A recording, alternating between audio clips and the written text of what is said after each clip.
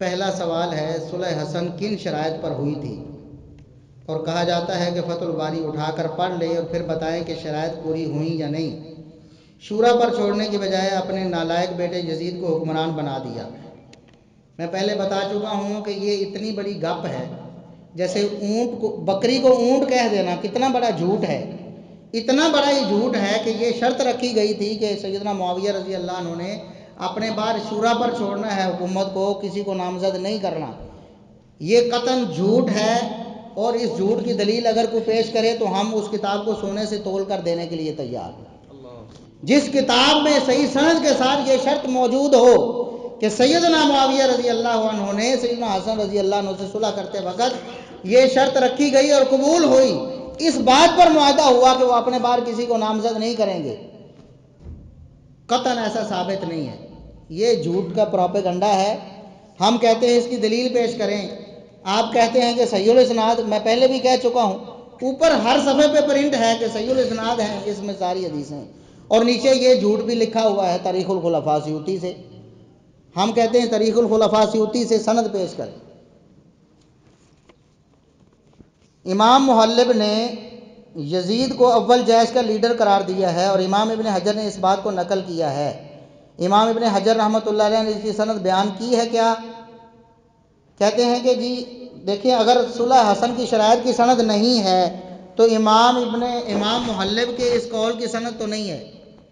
پہلی بات یہ ہے کہ ہم نے یہ نہیں کہا کہ امام محلب نے اس کی سند بیان کی، اور دوسری بات یہ ہے کہ علماء اہل حدیث بھی اس بارے میں مختلف ہیں کہ یزید اس حدیث کا مصداق ہے یا نہیں۔ ہم جہاں تک ہماری تحقیق ہے کہ اس بارے میں کوئی بھی دلیل کسی کے پاس نہیں۔ جو کہتے ہیں کہ یزید اس حدیث کا مصداق نہیں، ان کے پاس بھی کوئی دلیل نہیں، اور جو کہتے ہیں کہ یزید اس حدیث کا مصداق ہے، ان کے پاس بھی کوئی دلیل نہیں، کوئی ٹھوس دلیل نہیں۔ البتہ اگر آپ علماء اسلاف کے اقوال کو دیکھیں تو اکثر اور جمہور علماء کے اقوال یہی ملیں گے کہ وہ کہتے ہیں کہ یزید اس حدیث کا مصداق ہے۔ ہم کہتے ہیں اس حدیث کا مصداق ہے تو ٹھیک ہے، اللہ رب العزت اس کو یہ مقام اور شان دے گا، اور اگر نہیں تو پھر بھی ہمیں نہیں پتا یقینی طور پر کہ وہ نہیں۔ ہم اس بارے میں نہیں بات کرتے زیادہ، ہم اس بارے میں زیادہ بات، اور ہم نے کبھی اس کو بطور دلیل پیش کیا نہیں۔ ہم کہتے ہیں ہمارے پاس بھی اس کی کوئی سند نہیں، لہٰذا ہم اس کو اپنا کوئی موقف یا ہمارا عقیدہ بنا کر پیش کرتے نہیں۔ آپ کے پاس صلح حسن کی شرائط جو جھوٹی شرائط ہے، ان کی کوئی دلیل نہیں، لہٰذا آپ اس کو بھی صحیح الاسناد کے نعرے کے نیچے اس کو درج کر کے لوگوں کو دھوکہ نہ دیں، بلکہ اعلان کریں کہ اس کی کوئی سند ہمارے پاس نہیں۔ بات ختم۔ سند جو ماننی ہے تو پھر مکمل طور پر مانیں۔ اکثر اہل حدیث علماء نے صحابہ کرام کے نام لکھے ہیں جنہوں نے سیدنا عثمان کو شہید کیا۔ ہم کہتے ہیں کہ کس عالم اہل حدیث نے نام لکھا ہے؟ علامہ نووی رحمۃ اللہ علیہ بہت بڑے عالم ہیں، بہت بڑے عالم ہیں، حدیث کے بھی عالم ہیں، فقہ کے بھی عالم ہیں، لغت کے بھی عالم ہیں۔ حافظ ابن کثیر رحمۃ اللہ علیہ مورخ اسلام ہیں، مفسر قرآن بھی ہیں۔ حافظ ابن کثیر بھی فرماتے ہیں کسی بھی صحابی کا سیدنا عثمان رضی اللہ عنہ کی شہادت میں ملوث ہونا ثابت نہیں۔ علامہ نووی رحمۃ اللہ علیہ بھی یہی بات کہتے ہیں، کسی بھی صحابی کا سیدنا عثمان کی شہادت میں ملوث ہونا ثابت نہیں۔ ہم بھی یہی کہتے ہیں، ہم کہتے ہیں کوئی ایک دلیل لاؤ۔ اور بھئی یہاں آپ کے پاس صحیح الاسناد کا سٹاک ختم ہو گیا ہے، لاؤ نا صحیح الاسناد نکال کر ایک صحیح الاسناد حدیث پیش کرو، کوئی روایت۔ ہم یہ شرط نہیں لگاتے حدیث کی کتاب، ہم کہتے ہیں تاریخ کی کتاب سے، لیکن سند صحیح ہونی چاہیے۔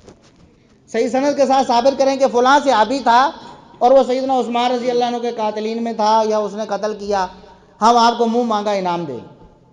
جبکہ جو بڑے علماء ہیں کبار، انہوں نے یہ بات لکھی ہے کہ کوئی بھی صحابی ملوث نہیں، اور یقینی بات اور قطعی بات ہے کوئی بھی صحابی سیدنا عثمان رضی اللہ عنہ کی شہادت میں ملوث نہیں ہے۔ ہم تو مسند احمد کی صحیح حدیث پیش کر چکے ہیں کہ نبی کریم صلی اللہ علیہ وسلم نے سیدنا عثمان سے خود فرمایا تھا، عثمان اللہ رب العزت آپ کو خلافت کی خلعت عطا فرمائے گا، قمیص پہنائے گا خلافت کی۔ فَإِنْ أَرَادَكَ الْمُنَافِقُونَ أَن تَخْلَعَهُ فَلَا تَخْلَعْهُ، منافق آپ سے مطالبہ کریں گے کہ آپ خلافت سے دستبردار ہو جائیں. عثمان آپ نے خلافت سے دستبردار ہونا. نبی پاک صحیح سند کے ساتھ نبی پاک صلی اللہ علیہ وسلم کا یہ فرمان ہم نے بڑا عرصہ پہلے کا پیش کیا ہوا ہے، اس پر بات کیوں نہیں کرتے؟ نبی پاک نے کیا فرمایا کہ عثمان کی شہادت میں جو ملوث ہوں گے وہ کون ہوں گے؟ منافق. اور یہ کہتے ہیں نہیں صحابہ ہے. اور بھی بات تو ایک ہے، یا تو پھر صحابی نہ مانو یا پھر منافق ہو. منافق نہ مانو یا اس حدیث کا انکار کرو، یا یہ بات تو کچھ تو کرو نا. نبی پاک صلی اللہ علیہ وسلم نے فرمایا منافقین ہوں گے جو عثمان رضی اللہ عنہ سے خلافت چھوڑنے کا مطالبہ کریں گے. تو کوئی صحابی منافق ہو سکتا؟ کوئی منافق صحابی ہو سکتا؟ بات ختم ہو گئی. اب رضی اللہ عنہ بھی کہتے ہیں، اور بھائی عبداللہ بن ابی منافق تھا نا، کبھی کسی مسلمان نے اس کو رضی اللہ عنہ کہا؟ نعوذ باللہ. یہ ہے دوغلی پالیسی. ایک طرف رضی اللہ عنہ بھی کہتے ہیں، دوسری طرف منافق بھی بناتے ہیں، نعوذ باللہ. حدیث عمار کے متعلق سلف کا فہم اور اس کا مطلب کیا ہے؟ کیونکہ یہاں یہ حدیث سنا کر عام فہم لوگوں کو سیدنا معاویہ کے متعلق شک میں ڈالا جاتا ہے کہ وہ معاذ اللہ باغی تھے. ایک بات جو ہمارے درس میں ہونی تھی، چلو درس میں نہیں ہو سکی، یہاں ہو جائے گی، کہ سیدنا معاویہ رضی اللہ عنہ کے بارے میں نبی کریم صلی اللہ علیہ وسلم نے جس طرح جنت کی بشارت دی ہے، ان کے حق پر ہونے کی بھی بشارت نبی پاک صلی اللہ علیہ وسلم نے دی ہے. صحیح بخاری اور صحیح مسلم میں حدیث موجود ہے.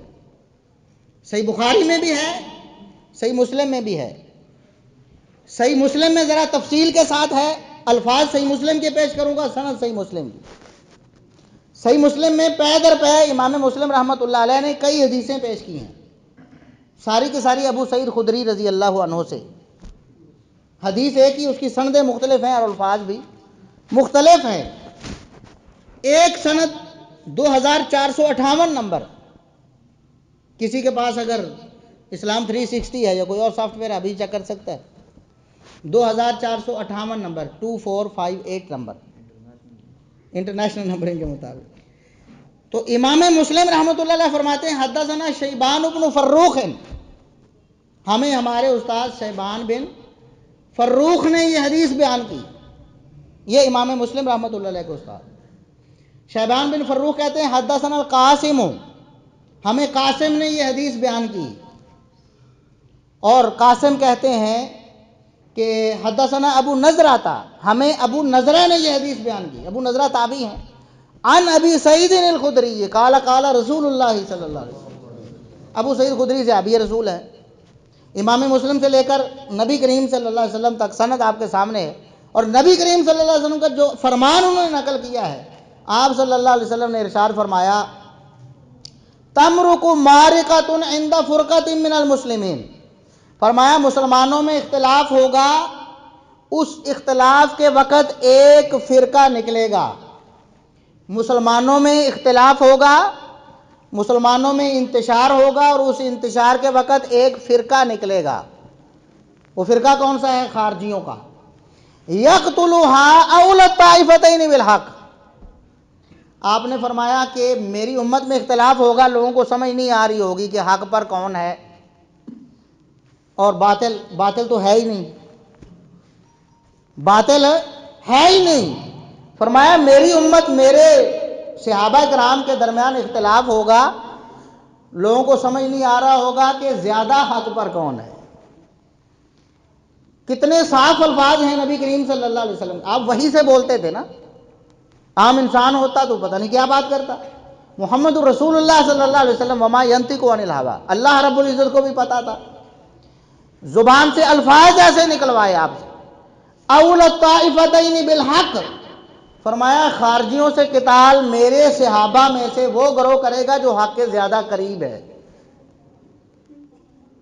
اگر دوسرا باطل پر ہوتا، غلط ہوتا، تو نبی پاک صلی اللہ علیہ وسلم سیدھا سیدھا فرماتے جو حق پر ہوگا وہ خارجیوں سے قتال کرے گا.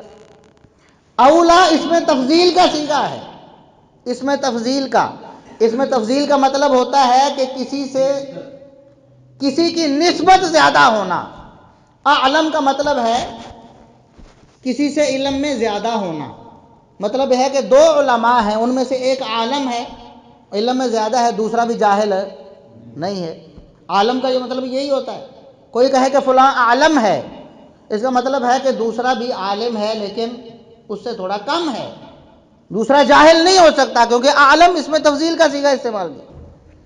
اسی طرح اکرم ہے، اسلم ہے، اکبر ہے، بہت سے صیغے ہیں، اللہ یہ کہ کوئی ایسا صیغہ استعمال، مثال اللہ اکبر من کل شیء، وہاں یہ تصریح ہوتی کہ اللہ ہر چیز سے بڑا ہے، اس کا بھی مطلب یہ ہے کہ کچھ اور بڑی چیزیں بھی ہیں تو اللہ سب سے بڑا ہے، یہ مطلب تو نہیں باقی ساری چھوٹی چھوٹی چیزیں ہیں، اللہ کے سوا کوئی چیز بڑی نہیں ہے، ہاں بڑی ہیں، بڑی بڑی مخلوقات اللہ رب العزت، اللہ نے خود قرآن کریم میں قسمیں اٹھائی ہیں بڑی بڑی مخلوقات، لیکن اللہ سب سے بڑا ہے، تو یہ ہوتا ہے اس میں تفضیل۔ تو اولا کا صیغہ اللہ کے رسول صلی اللہ علیہ وسلم نے استعمال فرمایا کہ حق کے زیادہ قریب ہوگا جو گروہ، وہ خارجیوں سے قتال کرے گا۔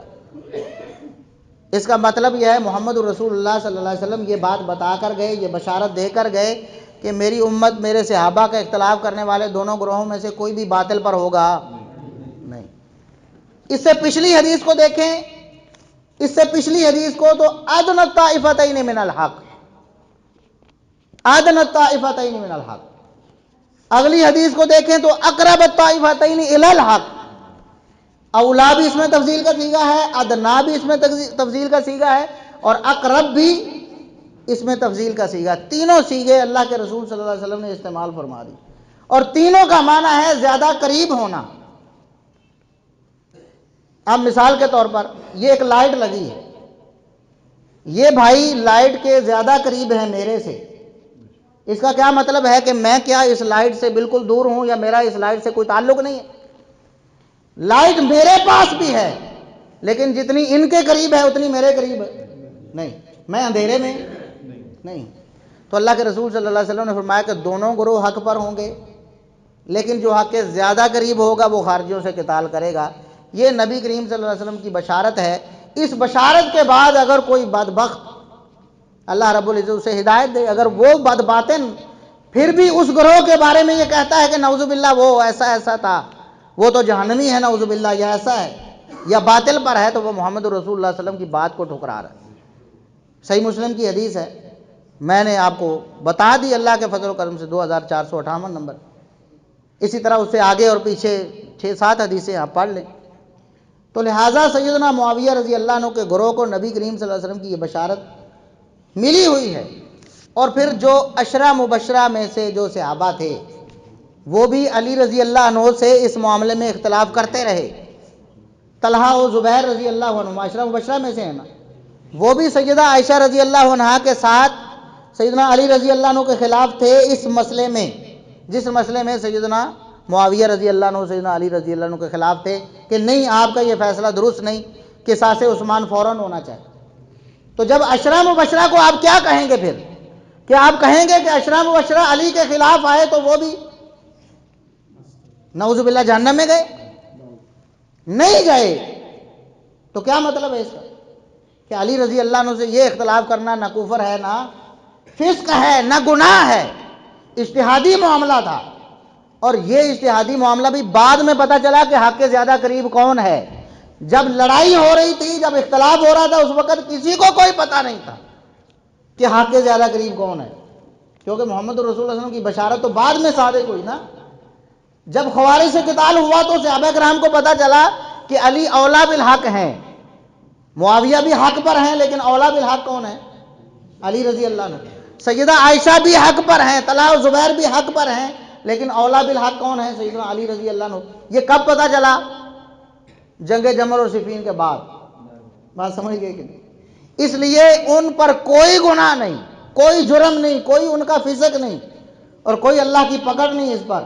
اور میں یہ بار پہلے بھی بتا چکا ہوں کہ یہ جو صحابہ کرام کا اختلاف تھا نا، سیدنا معاویہ رضی اللہ عنہ کا، یا سیدہ عائشہ رضی اللہ عنہ کا، یا طلحہ و زبیر رضی اللہ عنہما کا، دیگر صحابہ کا، سیدنا علی رضی اللہ عنہ سے، یہ اجتہادی اختلاف تھا، اور اجتہادی جو معاملہ ہے اس پر اللہ رب العزت کم از کم 1 اجر دیتے۔ اجتہاد صحیح ہو جائے تو 2 اجر، اجتہاد غلط ہو جائے تو 1 اجر تو پھر بھی ملتا ہے۔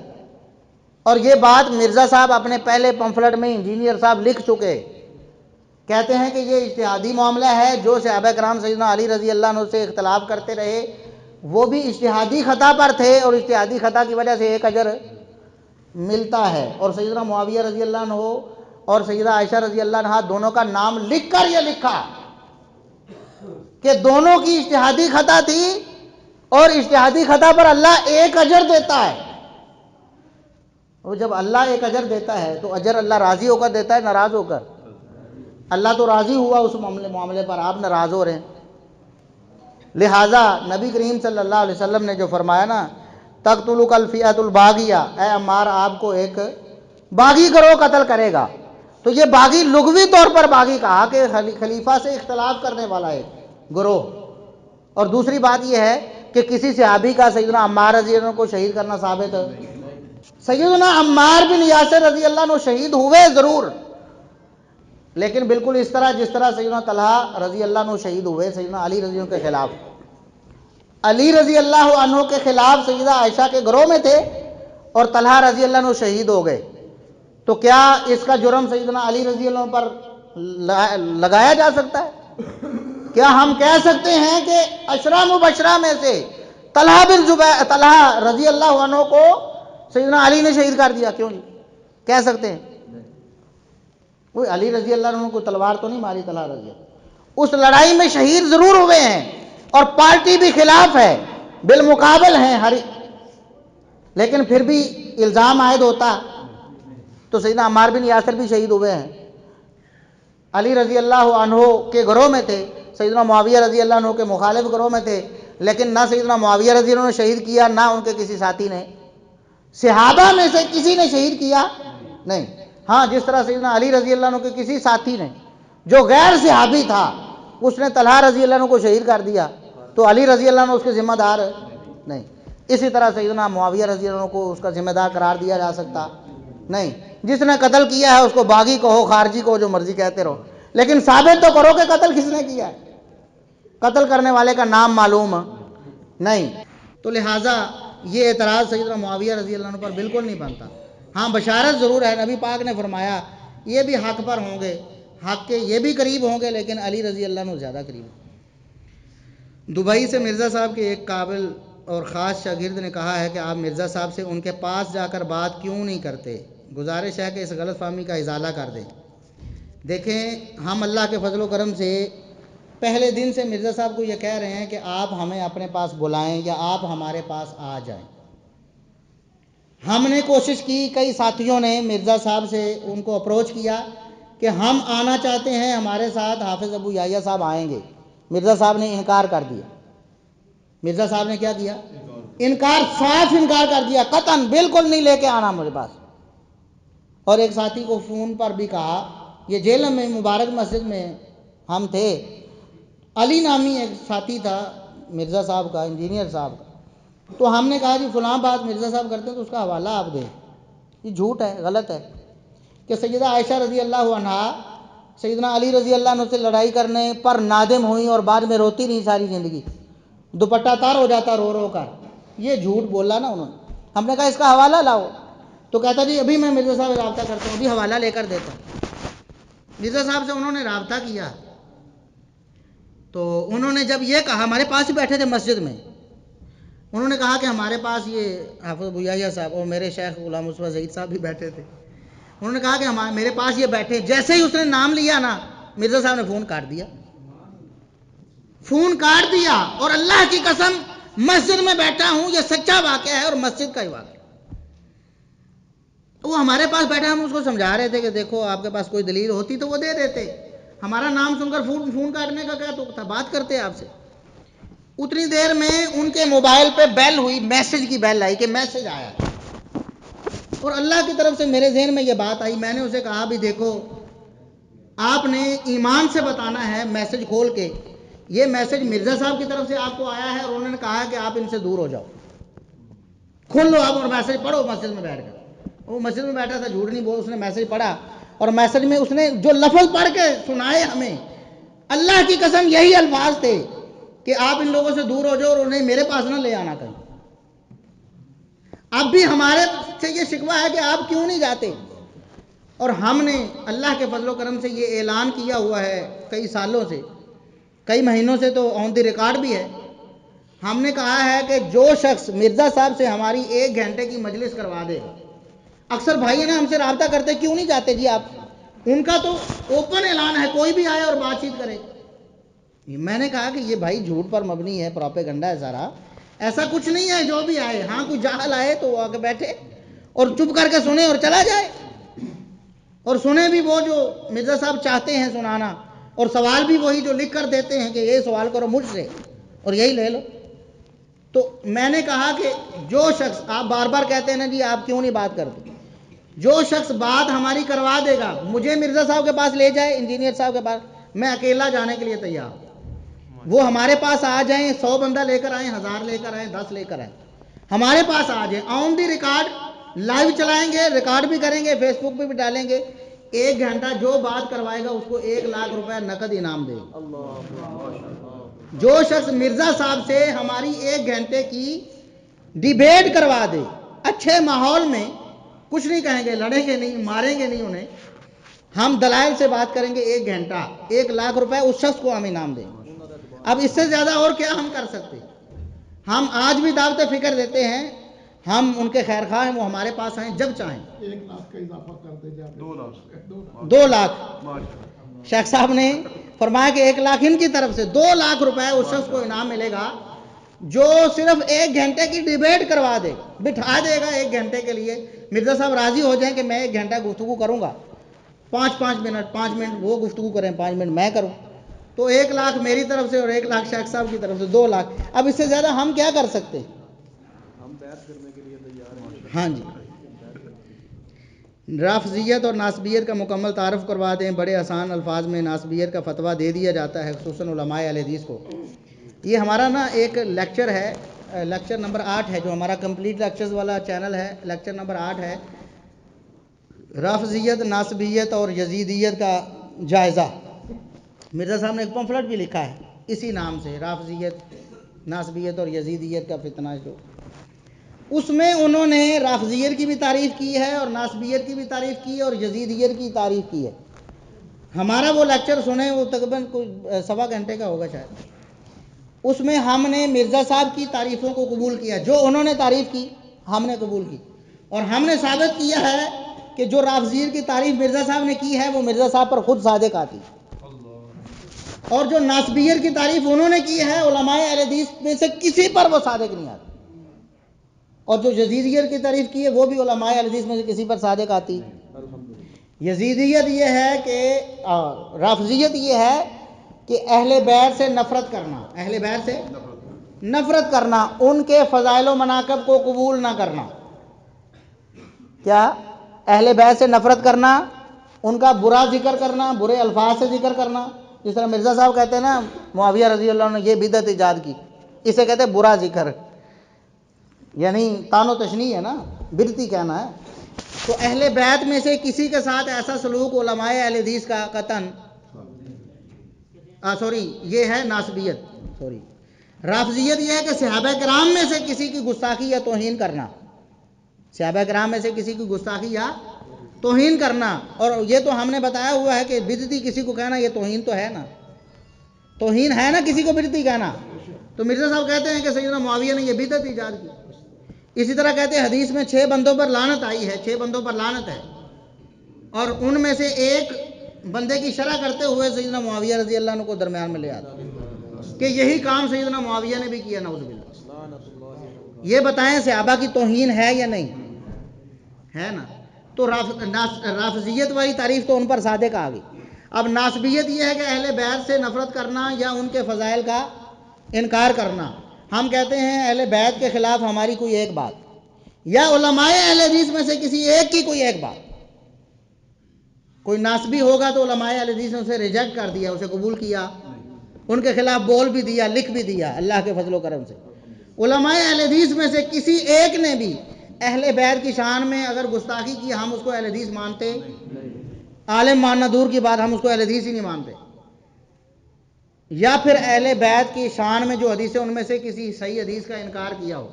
دیکھیں جھوٹی روایتوں کو ہم نہیں مانتے، چاہے ابو بکر و عمر کی شان میں ہو، یا عثمان رضی اللہ عنہ کی شان میں ہوں، یا علی رضی اللہ عنہ کی شان میں، یا حسن و حسین رضی اللہ عنہ کی شان، یا سیدہ فاطمہ کی شان میں، کوئی جھوٹی روایت، کوئی ضعیف سند والی ہم قبول کرتے نہیں.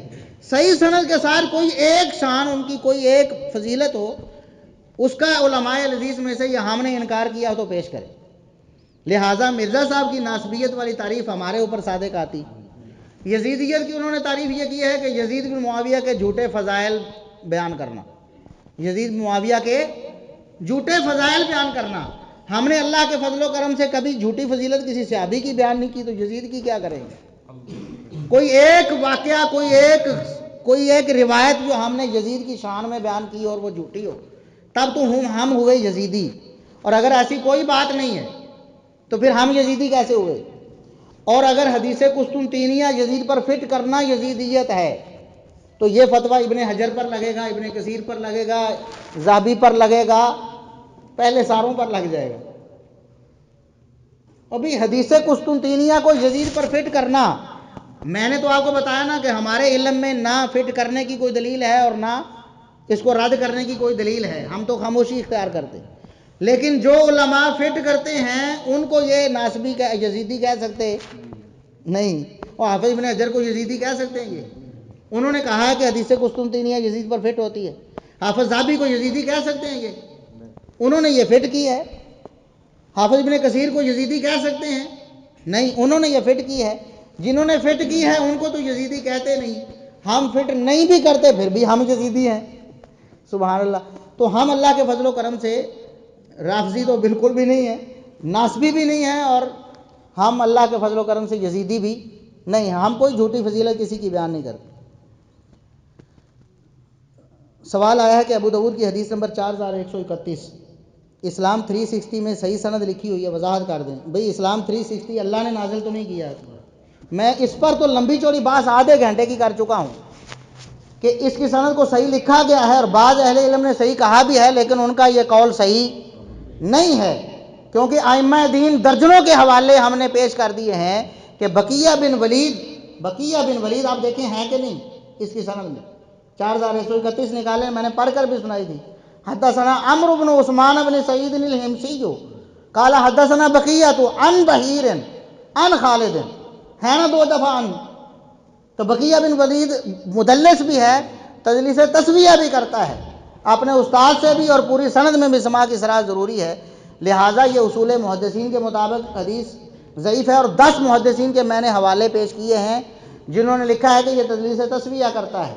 اور اگلا حوالہ مسند احمد میں جہاں سماع کی تصریح ہے، وہاں جو محقق ہیں شعیب ارناؤت، ان کا بھی قول میں نے پیش کر دیا ہے کہ اس کی سند ضعیف ہے. اس کی سند کیا ہے؟ ہم نے تو نہیں کہا. آپ ابو داؤد جو دیکھتے ہیں، مسند احمد کیوں نہیں دیکھتے؟ مسند احمد دیکھیں. اگر آپ کے پاس اسلام 360 میں نہیں ہے، ہم سے رابطہ کریں، ہم آپ کو پیش کریں گے کہ یہ حدیث ہے، یہی حدیث 17189 نمبر 17199 مسند احمد میں، وہاں بھی سند یہ ہے. لیکن پہلا راوی جو ہے وہ حیوہ بن شریح ہے، اس کے بعد بقیہ ہے، پھر آگے بحیر ہے، پھر خالد بن معدان ہے. تو وہاں پر محقق نے اس کی سند کو ضعیف لکھا ہوا ہے، تو وہاں کیوں نہیں قبول کیا انہوں نے؟ مرزا صاحب کیا ہے شعیب ارناؤت کو محقق نہیں سمجھتے؟ پمفلٹ میں تو درجنوں حوالے ان کے ہیں کہ انہوں نے اس حدیث کو صحیح کہا، لہذا مانو. مطلب کی بات لیتے ہیں نا.